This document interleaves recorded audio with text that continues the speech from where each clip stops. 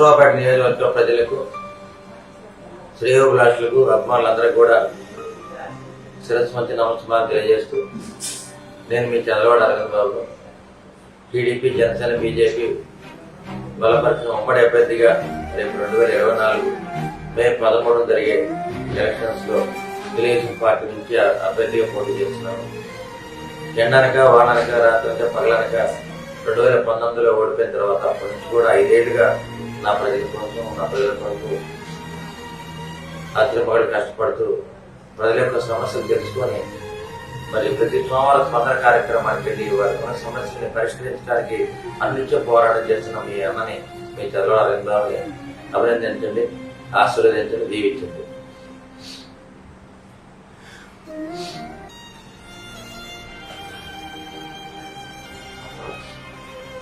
అటువంటి మీ చంద్రవాడ అరవింద్ బాబుని మనస్ఫూర్తిగా దీవించండి, గెలిపించండి.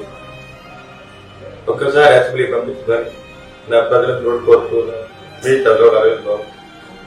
5 ఏళ్ల కష్టాన్ని గుర్తు తెచ్చుకొని గుండె బరువై కన్నీటి పర్యంతమైన డాక్టర్ చదలవాడ అరవింద్ బాబు.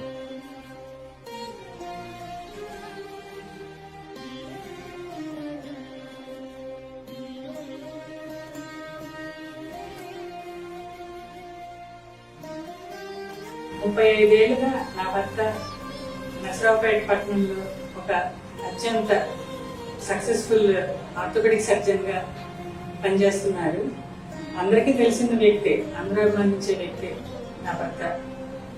ఈరోజు మీ ముందుకి ఒక ఎమ్మెల్యే అభ్యర్థిగా టీడీపీ, జనసేన, బీజేపీ బలపరిచిన ఉమ్మడి కూటమి అభ్యర్థిగా మీ ముందుకు వస్తున్నారు. ఆయనని అత్యంత మెజారిటీతో గెలిపించి మీ అందరూ తన ఇంట్లో ఒక మనిషిగా, ఎమ్మెల్యేగా, ఈ ఊరికి ఎమ్మెల్యేగా ఆయన గెలిపించుకుంటారని ఆశిస్తూ మిమ్మల్ని అందరినీ నేను అభ్యర్థిస్తున్నాను. మే 13వ తారీఖు జరగబోయే ఎలక్షన్స్ లో కంటెస్ట్ చేయబోతున్నారు. ఈ 5 సంవత్సరాలు, గడిచిన 5 సంవత్సరాలు ఆయన వృత్తిని, కుటుంబాన్ని పక్కన పెట్టి ఎంతగానో కృషి చేసి నర్సరావుపేట ప్రజలందరికీ అండగా ఉన్నారు. మనం ఆయన గెలిపించుకునే టైం ఆసన్నమైంది.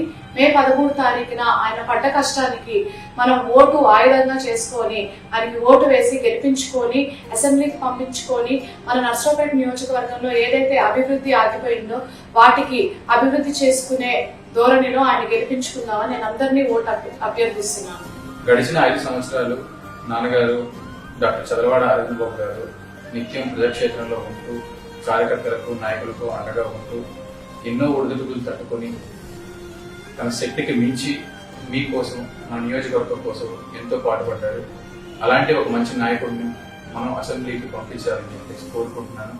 దానికి మీ వంతు సాయం మీ ఓటు రూపంలో, అమూల్యమైన ఓటు రూపంలో ఈవీఎం బ్యాలెట్ మీద ఉన్న 1వ నంబర్ సైకిల్ గుర్తు మీద మీ అమూల్యమైన ఓటును వేసి నాన్నగారిని అత్యధిక మెజారిటీతో గెలిపించుకోవాల్సిందిగా కోరుకుంటున్నాను.